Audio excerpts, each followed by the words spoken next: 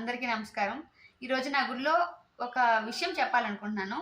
ఏంటంటే, ఈరోజు పూజ చేస్తానని పూజ గదిలోకి వచ్చాను. రెడీ అయిపోయి పూజని రెడీ చేద్దామని వచ్చేసరికి, నా అఖండ దీపం మొత్తం చూడండి ఎలా అయింది.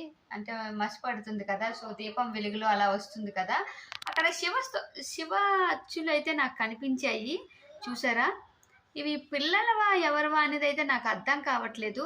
అక్కడ నాకిప్పటికి కూడా ఎందుకలా వచ్చాయో శివనామంలాగా 3 అలా బొట్లు ఎందుకొచ్చాయో నాకైతే అర్థం కావట్లేదు. పిల్లలు టచ్ చేశారా? లేపోతే ఏంటా అనేది నాకైతే ఏమీ తోచట్లేదు. ఏమైతే అర్థం కావట్లేదు. ఏం జరిగిందో గానీ నాకైతే చాలా హ్యాపీగుంది. నాకిష్టమైన శివుడు నా ఇంట్లో ఉన్నారేమో అనిపిస్తుంది. సో, చాలా హ్యాపీగా ఉంది. ఎందుకలా వచ్చిందో అయితే నాకు తెలీదు. కానీ అమ్మవారి దయ అయితే నాకు ఉంది. నాకు శక్తినివ్వాలి. నేను ఆ తల్లికి పూజలు చేసుకోవాలి అని అనిపించుకుందో ఏమో మరి నేనైతే పూజ అయితే చేసుకుంటున్నాను.